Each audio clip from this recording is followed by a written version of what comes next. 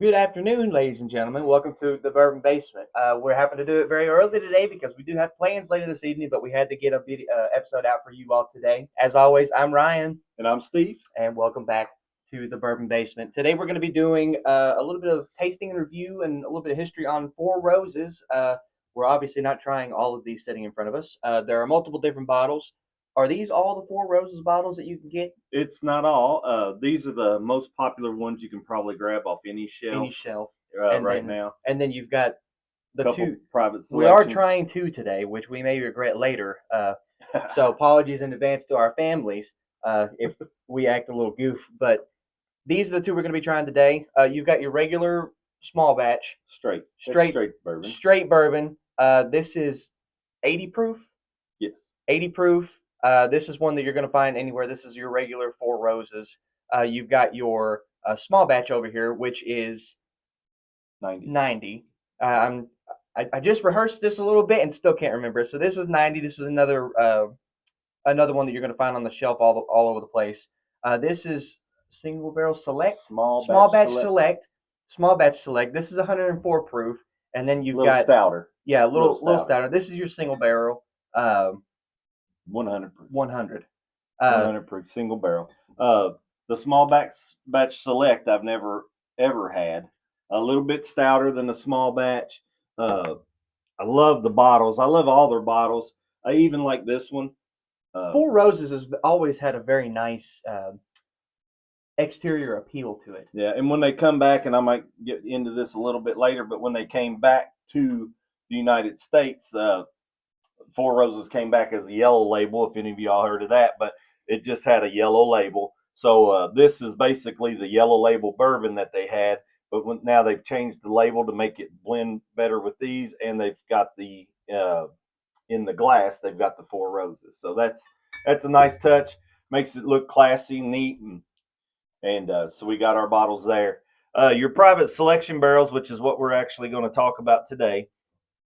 What they do is the master, excuse me, master distiller, he goes and he finds some barrels that he likes. He puts them aside for companies or corporations to come in, and they can test those barrels and say, hey, I like this barrel myself. And they can sell them that whole barrel, bottle it for them, and mark it with special labels or whatever.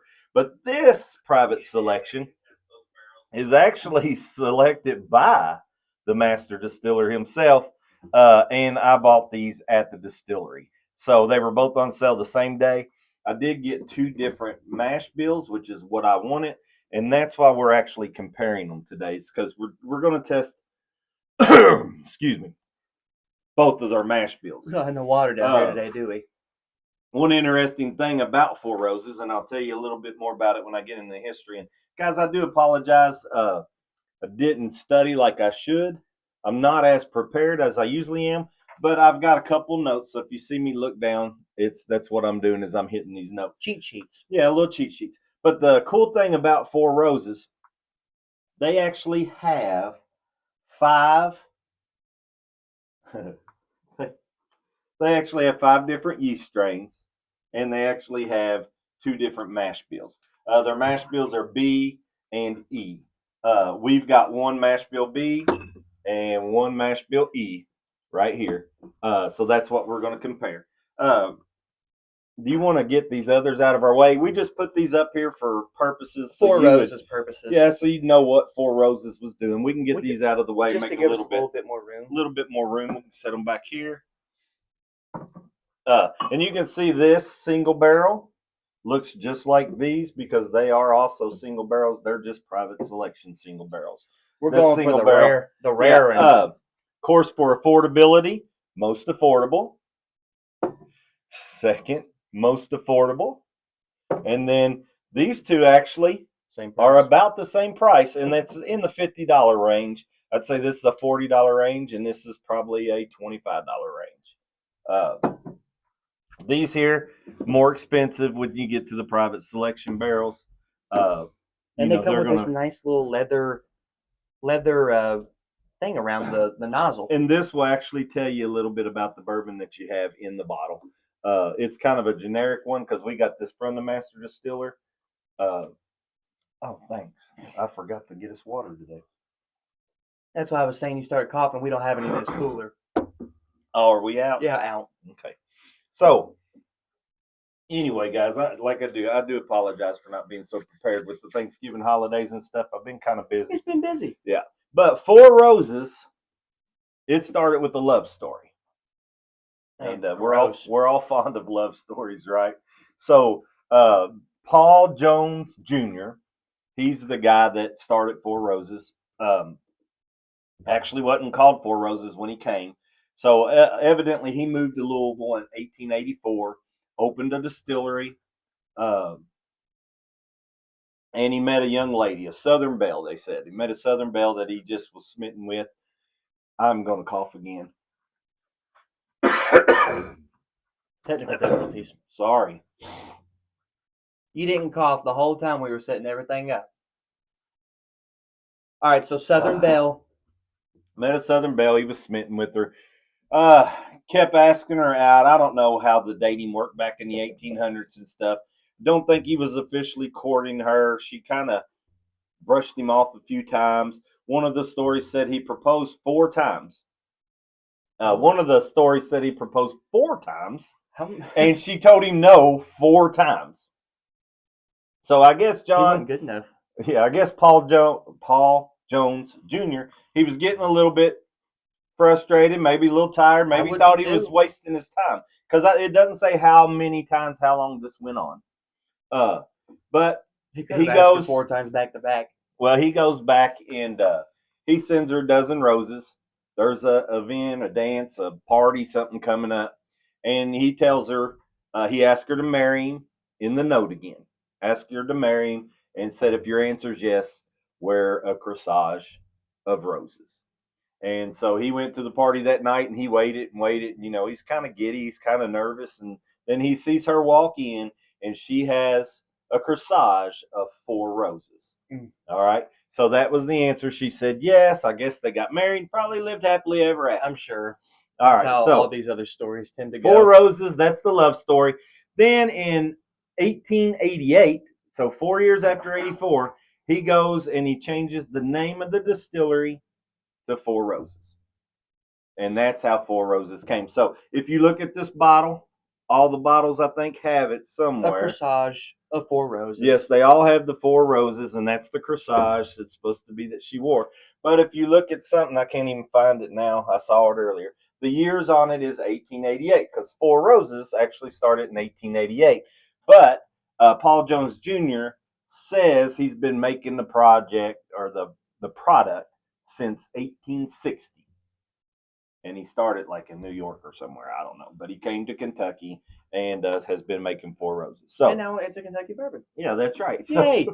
So more options. Yeah. Well, so they produced bourbon for a while there. And then, of course, Prohibition came.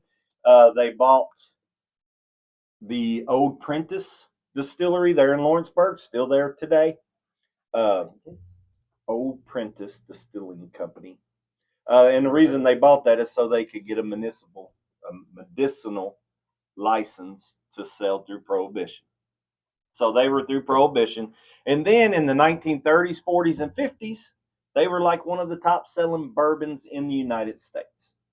All right. Everybody loved them. High quality bourbon. Everybody loved it. All right. Well, then in 1943, Seagram's bought them. All right, and that's maybe the time that the swing was going. Maybe they were going with different stuff, but anyway, they were so good, well liked. They said, you know what? We're not going to sell Four Roses bourbon in the United States no more. We're going to sell it overseas. So they sold it to Europe and Japan, and it became the #1 top selling bourbon in Europe and Japan, and is still enjoyed and is still a top seller in Europe and Japan today. So Four Roses bourbon, still very much liked overseas. All right. Well, back when they took it away from the U.S., you had all these U.S. people that wanted it. And there's like, hey, we want that bourbon too. Right. So Seagram's decided to make a light bourbon whiskey, or a light whiskey. It wasn't even a bourbon. And it was light, and it was disgusting.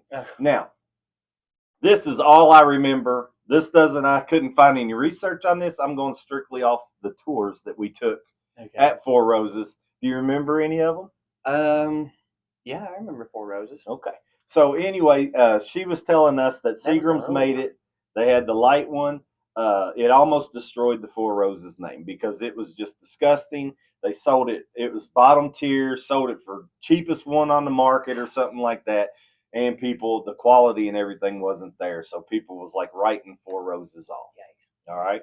Well, then in 2002, a Japanese company, I can't pronounce the name. They bought Four Roses, uh, and there was a guy at Seagram's at the time. His name was Jim Rutledge.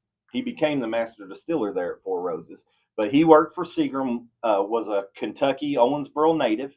Moved to New York because Seagram went. That's where they were, and he had to go there. But he fought. He fought for Four Roses to come back to America as a bourbon and not just a whiskey. He wanted it back. He thought that we needed it. So when Seagram's took over, or I'm sorry, when the Japanese company bought them and took over, Jim went to them and said the same thing, and they actually listened. They actually listened to him. So Best decision they've ever Jim made. Rutledge, he became the master distiller there at Four Roses, and him and his new company, they started bringing bourbon back.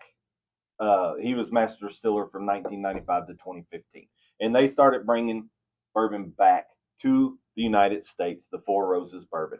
And when they did that, they didn't want to put it out there and still have all that light whiskey, so they went to every store, I got it off the every shelf. place, and they bought every one of them back. That's crazy. Every one of them back, dumped it, trashed it, got rid of it, and started producing bourbon again. Well, when they came back with the bourbon, they came back with this one, just the straight bourbon whiskey, Four Roses, and it had a yellow label, and it was distributed in limited quantities because they didn't know how people would come back.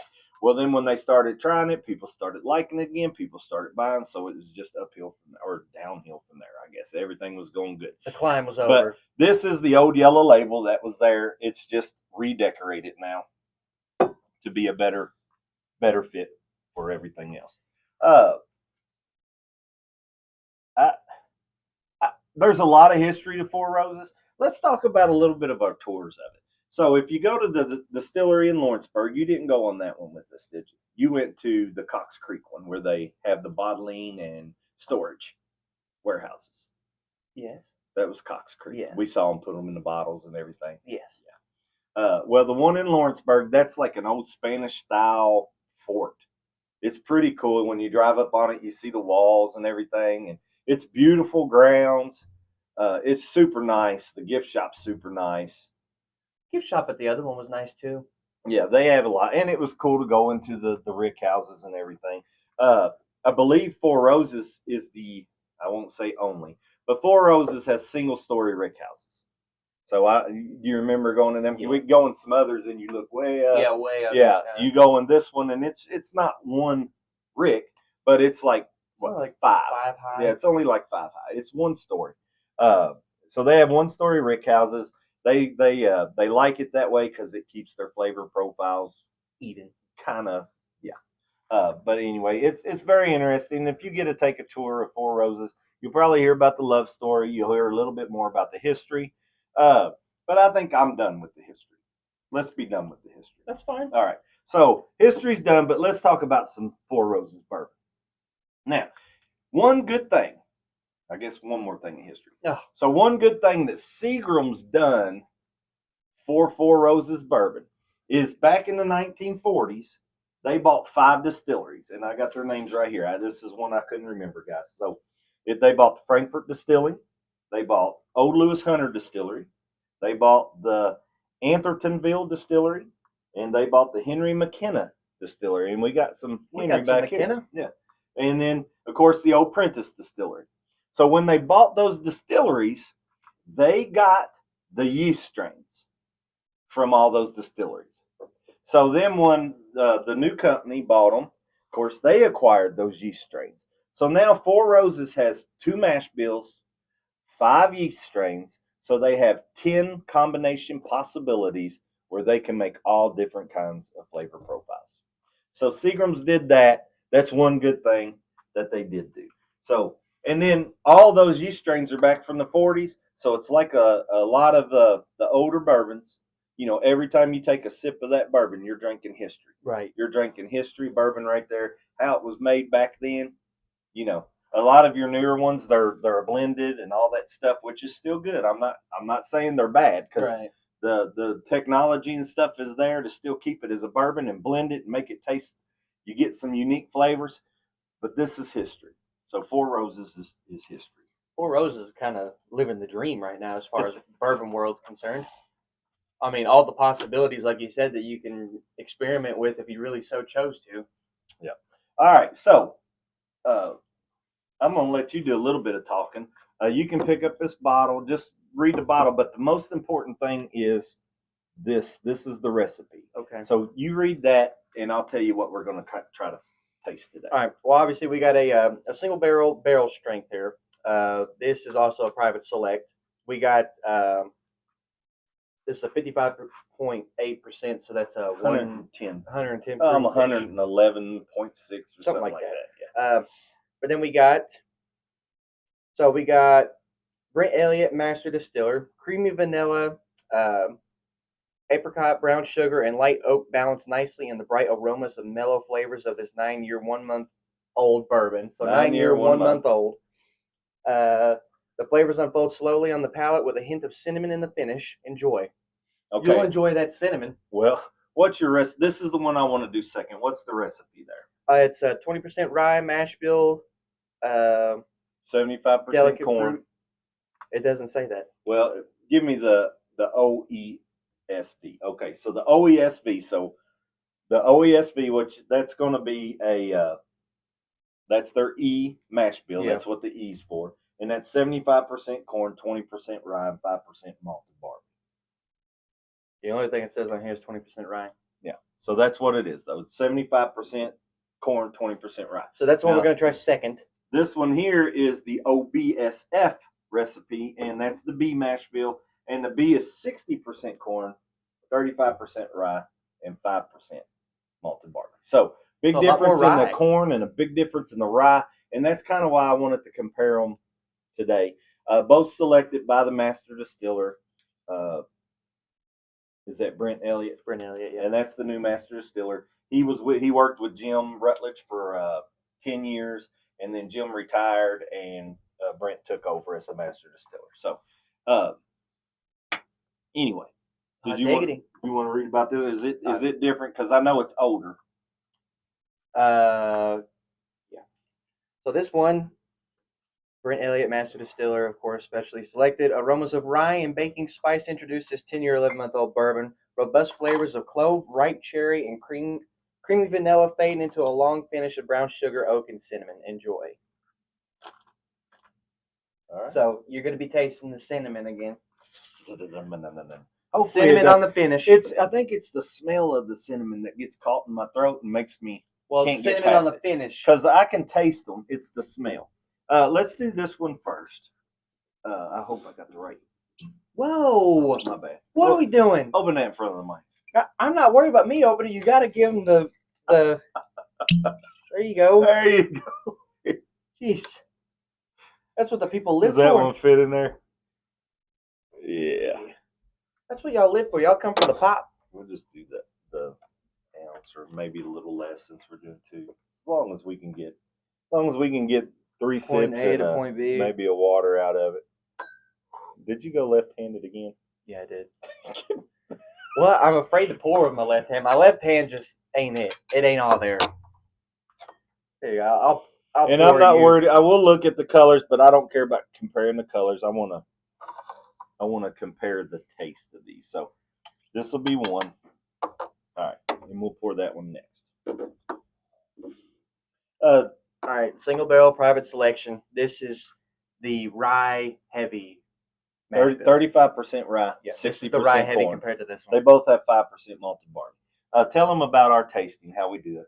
All right, so we've got a little setup here. We've got coffee beans for our nose to clear our palate of our nose. We've got water to clear our palate of our mouths, as well as some little unsalted saltine crackers.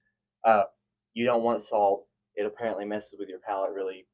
It throws it off a little bit. So saltine, unsalted crackers, coffee beans, water, and that's kind of what you want to have when you're doing multiple tastings, just to make sure that you're giving each of them their own respect. Color's pretty. I like the amber color. It's a little bit dark. Got some good orange in there.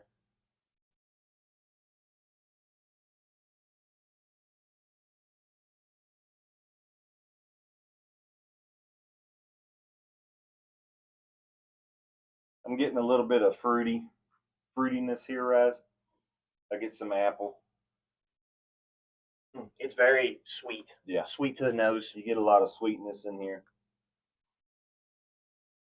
It's thick. It's got a nice no, it's thick. Or you're gonna say it one day. You're gonna say it's got a good Kentucky chew on it. I'm not gonna say that. You're gonna say that. I don't think I see myself saying that ever. But nice tears coming down the glass. Very nice amber color. Of course, I'm getting oaks and spicy notes. I'm getting a little bit of apple and vanilla in there. It kind of a lot. What I get. It's so sweet. I got a lot of sweetness though, so it's some fruity notes of apple and vanilla.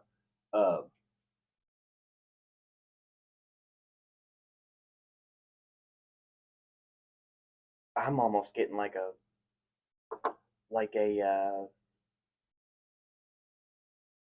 it's like a taffy. You're getting a candy sweet. Like it's so sweet to me. All right, I'm going in for number one. All right, so first sip, guys. We talk about the tears. I said the tears. So first sip, guys, is just going to be an acclimation for the burn. These are a little bit higher proof, so they may have a little bit more burn than others that you may try. That's what I meant to say this about the private selection barrels. You notice that the single barrel back here, it's 100 proof. Your private selection barrels, they go in barrel proof, I believe, so they don't water it down to take it down to 100. They're about 111 proof, maybe a little over 111 proof each. They're a little bit stronger, a little bit aged, a little bit older. Not a whole lot of burn though. This one's aged 9 to 7 years, and you saw that this one is 9 years 1 month. This one was 10, 11, almost 10, 11 years. 10 years, 11 months. These are aged 7 to 9. Your small batches are aged 6 to 7, and then even this one is aged at least 5 years. I think this is a good time to jump over to our question that we had from Emmy over on YouTube. It says, "What determines the color of the bourbon?" And I think that is the aging process, how long it is in the barrel. Yes. Depending on how long it is in the barrel, makes it. The darker it'll be. The longer it's in the barrel, the darker it'll be, because it absorbs the char of the oak more. Your char level on your barrel. So each barrel has a char level 1, 2, 3, or 4. Do we know what that is for Four Roses? Well, I don't think we've mentioned that on any other. You don't get that a lot. If you look into it, a lot of times at the distillery and stuff, they'll tell you. A lot of them have a standard char 3, but I've had a few that's had the char level 4. I've never seen anybody with 1 or 2, but I bet you these double oaked, I bet they go into a 1 or 2 or toasted. A lot of them are finishing in the smaller charred barrels after they age in the actual oak barrel to get a little bit of toasted levels in there instead of the char. All right, I'm going in for sip 2. This is another acclimation sip. We're not tasting anything, just getting rid of the burn.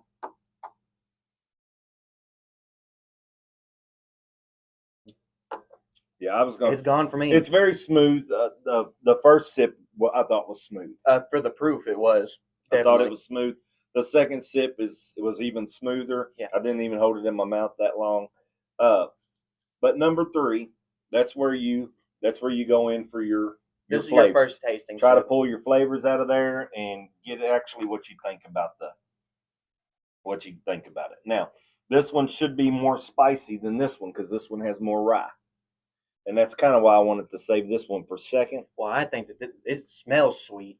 So if it tastes anything like it smells, then I don't think usually the higher corn will be a sweeter bourbon because that corn gets all that sweetness in there. It's got a very pleasant nose. Yeah, I think it's very nice anyway with both of them. I like them both.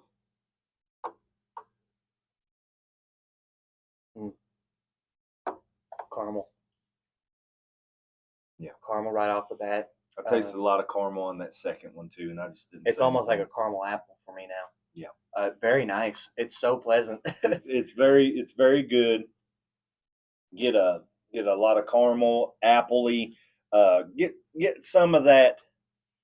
Just I get the cinnamon spicy finish. notes. I get the cinnamon finish that he was talking about. See, I didn't smell cinnamon, I didn't smell cinnamon either. and I'm not tasting cinnamon. It was just too sweet to smell cinnamon. Yeah.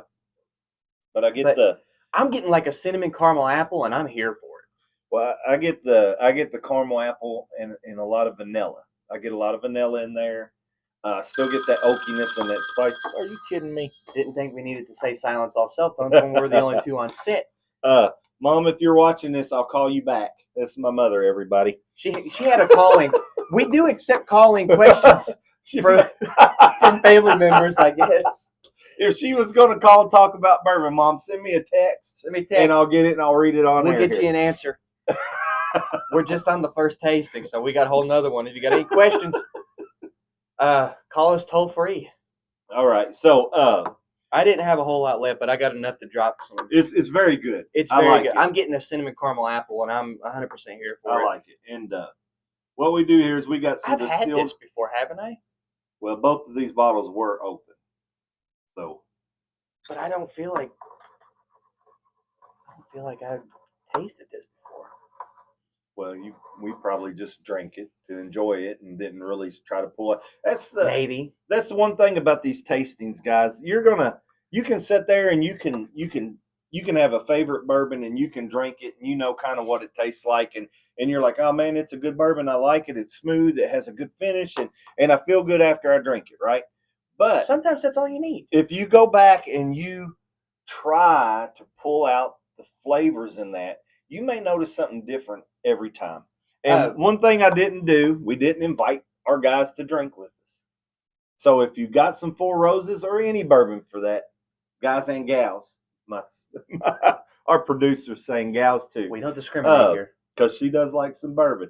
But if you all got a bourbon at home that you want to try with us, it could be Four Roses, it could be Private Selection, it can be any of these bottles back here. You can just go through the tasting elements with us and maybe pull out something different that you're not used to pulling out and just enjoy a drink with us today.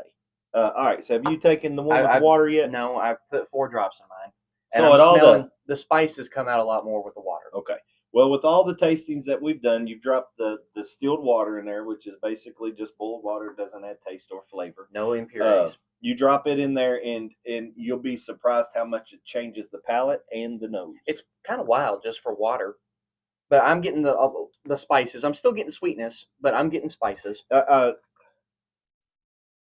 it does bring out more of the spices to me, too. Which isn't a bad thing. Now I'm getting I get a little bit of cocoa. Spicy cocoa. Probably the beans that you just smelled. A spicy hot chocolate. Taking a trip to Mexico. All right. I'm going to go in for that final drink.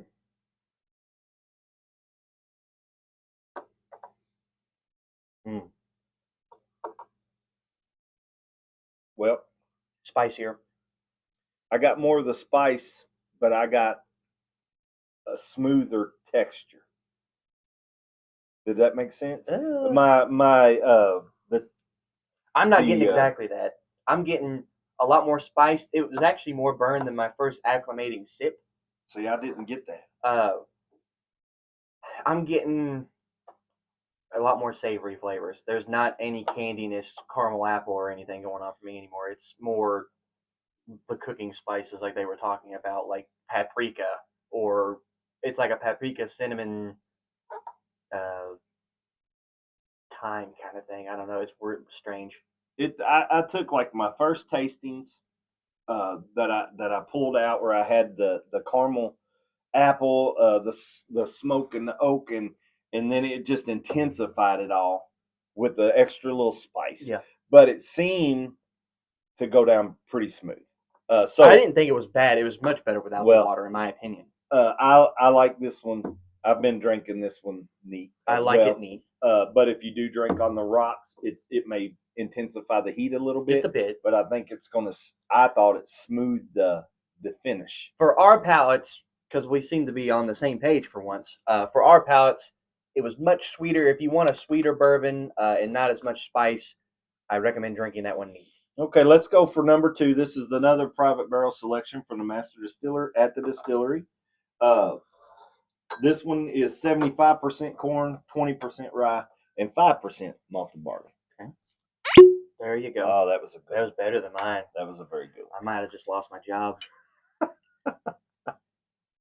Oh, we're free pouring this one too. No nozzle or nothing. Man, I had the nozzle laying right there, and I just got rushing right into it, didn't I? I'm impressed. You ought to be. While we're pouring this and getting our palates cleansed and everything, I'm gonna drop a little bit of plug to our TikTok that we just made yesterday. The Bourbon Basement, no spaces, same as our Twitch, same as our YouTube.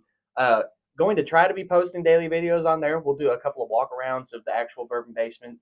We're still going to do a YouTube live stream of the Bourbon Basement itself, so I don't think that that's going to take away from that. But if you all want to get a little bit of behind the scenes action, TikTok might be the place to go. About minute videos is all they're doing. Yeah, nothing crazy. No tastings or anything like that going on there. Just maybe a bottle we got here and there, or if we pour a drink, tell you what we're drinking on, what we think of it. Not a whole tasting or anything. Just something else to add to the little flair of the Bourbon Basement. Why not? Thought I'd throw that little plug out there for you. Thank you. All right. So now this is another single barrel private selection, but this is the non-rye heavy. And mostly what I wanted to do was compare the two mash bills. So you got the 60 corn, 35 rye, and the 60 corn, 10%, 20 rye. Or 20. Sorry, 15 less. 20. And they both got 5% malted barley to round it up. That's where you get that 100 at. So we've taken the crackers and we've taken the water. I think my palate might be all right. I'm taking the beans now. Where it won't influence anything from the last one. Usually if we're only doing one, we just have a water for a palate cleanser. We want to give these each their own respect, though. Cleans the palate completely. All right. The colors, very similar. Yeah, they're extremely similar. And you had a almost 11-year and a little over 9-year. So. Whoa. Whoa. See now, with the more corn, I thought this would be sweeter, and I think this one's spicier. I'm saying it because it's sweet. Really? And I think it's spicier. No, this is so sweet. I get more of your spice notes. Oh, man. I get a lot of peppery oak. I'm getting the oakiness, but I mean, I'm getting like... I get a little bit of leather. I've said this for a couple of others, but this is like straight up maple nut goody, caramel. You get the goodness. caramel and the nuts. My goodness. Yeah. All right. Oh, wow. That's pleasant. Oh, my producer's wanting to try this. Yeah, this one's something. What are you thinking? That's so good. That's got to be the sweetest bourbon I've ever smelled. Eyebrows with a smile over here. That's got to be the sweetest bourbon I've ever. And I'll get her on camera. She's got a beautiful smile. Got to be the sweetest bourbon that I've ever smelled. I don't know if palate is going to be the same. Yes, it's got to be the sweetest bourbon I've ever smelled. What was that one that we had that we both was like, woo, this one's off the wall. I think this sweet. One tops it. That had to have been. Wasn't Booker's? Wasn't Calumet? Wasn't Woodford? I'm gonna go for wasn't Makers. 1. What have we done so far?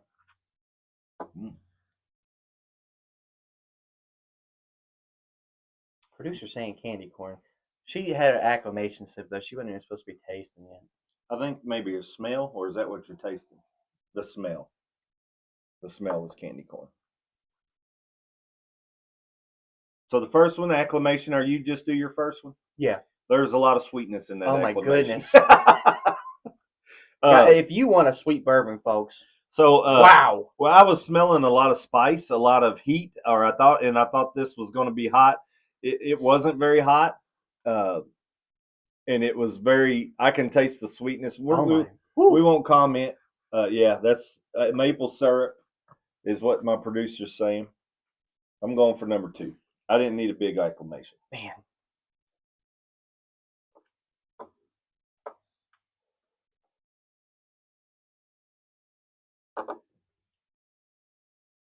This one's got some really good tears too. I'd say these are probably even in the color and the tear That is range. that's the sweetest bourbon I've ever tasted. I'm getting some dryness out of it though. My mouth's starting to pucker a little A bit. little bit of dryness, Yep. and I don't know where that comes from particularly. Dryness on the finish. I'm not getting the cinnamon, but I'm getting. I mean, my goodness, I'm getting candy store fruity candies like Jolly Ranchers, almost like appley Jolly Ranchers. Yep. So sweet. Have you done your third one? No, So you're judging now? I come on. We already did a tasting before this. No. Acclimation is out the window. I get caramel, pear, apricot. I'm still getting a kind of a caramel apple, but I'm more on like the higher end sweetness Maybe it's a caramel pear. I get fruity sweetness. I don't get candy sweetness. And I'm you getting a fruity candy sweetness though. well, like, you said like candy, like apple candy and stuff. Jolly Ranchers or something. Like I'm on that high end sweetness spectrum right now. Yeah, I get the. And I'm not complaining about it. This is just the sweetest bourbon I've ever had in my life. I didn't know it was possible. I still get a little bit of the savory stuff and some of the leather. I'm getting that in the nose, but I'm not on the palate. I still get clear up a little bit. I still get oak and pepper. I don't even say oak anymore. I've said this many times before. Yeah. Oak. You know what I didn't get out of this one? I didn't get a lot of smokiness. I'm getting a little charriness, but it's not. I think I get more of the smokiness with the savory ones, just because it pairs well together. I'm going on and putting my water in it to see how. See, I don't think smoky goes with sweet, and maybe that's why I'm not pulling it out. Well, this one here's a little bit of sweet, a little bit of spice. It's what's that candy that they sometimes they're nice and then they're not. Sour Patch Kids? Yeah. Sour than sweet? This is the Sour Patch Kid. Not sponsored. This is the Sour Patch Kid of bourbon. I ain't getting it. I mean, I'm sweet all the way. I get a little sweet, a little spice. I get the spice first and then the sweet though. With the water, I pull out more leather and more pepper.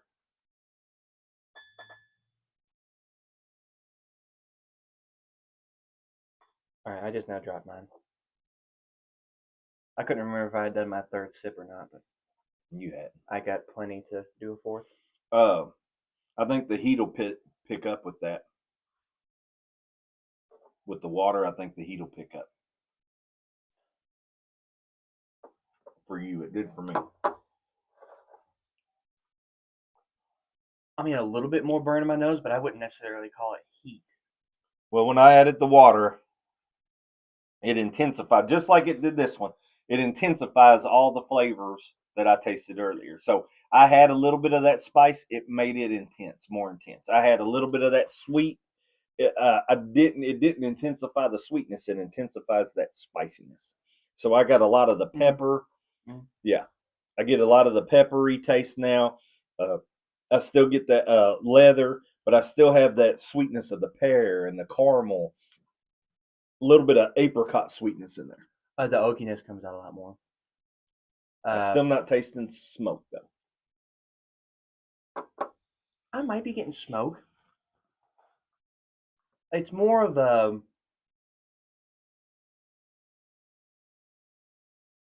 It's almost like, and I don't mean this in a bad way, but it's almost like a burnt toast. Yeah. Like, I don't know how to explain it. Well, it's it's like an apple chip.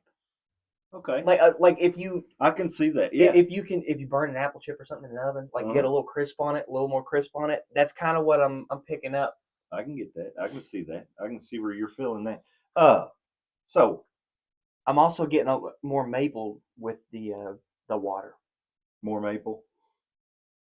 So it's a maple apple chip. It's good though. I think it's really good. I enjoyed it. Without can the you water, taste the difference in the mash bills? Yes. Oh my goodness, they were both sweet. This one without the water has got to be the sweetest bourbon I've ever had in my life, and that's not a bad thing. I just didn't think it was possible. Almost like a desserty bourbon. Oh my goodness. Drink them neat. If Yeah, you want sweet bourbon, drink these neat. If you want a little bit more kick to it, put a little bit of distilled water in it, and you'll be set for a good time. Or just FYI tip: if you make your ice cubes out of distilled water, then that'll go in there and Drink it on the rocks. That'll do it too. But so, I would personally drink these neat. I like them neat personally myself. We've had a little bit out of both bottles. Which one did you favor? Okay, you favored that one. I also favored that one. I think I was just more amazed by it than anything. I honestly didn't think a bourbon could be that sweet. I wanted to like this one because it has my initials in it, and I do like it. But I favor this one the best. both of them were very, very, very good. Let me get this out there. Yeah, I enjoyed both of them thoroughly. We're gonna give each of them individual ratings? Stars, not toward each other, but individual star ratings. Individual star ratings. You want me to go? I'll go first on this one. Okay. Okay, on this one, I'm giving it 7.5. How'd you get to that number? All right. So the price is high. These are private selections. I've never actually had this one. I have had regular Four Roses. Okay, I haven't had this one. I have had these. I haven't had the more expensive ones. Well, I don't know why I go that way. And it's not that I try to go. What I want is the one that I can't just go out and buy every day. We're out here buying private selections before we ever have the small I know we're batch. doing the barrel readings on these. These are the expensive ones. And what I do, folks, is I told you I want to try every Kentucky bourbon. So when I get a chance to get my hands on the ones that aren't a little more rare, that aren't as fair enough easy to get, I try to buy them. And then I want to taste them, so I bring them home and I open them. And now we're trying to do open bottles. So therefore, we put the $20 bottles still back here unopened, and the $100 bottles are up here open. Oh, well. But anyway, so the price is high, so that brings my star ratings down for a bourbon because I can't afford them every day. It's not beginner friendly as far as price tag goes. It's I like the balance. I like the balance of the heat and the sweet. I like it in both of them. I like the balance of the heat and the sweet in this one. The flavors, I enjoyed the flavors. And 7.5 might be about the highest one that I've rated so far. I think it is. I think maybe 8 stars is the highest I've given so far, and that's a 7.5. So that's how I get to it. Where do you go? All right.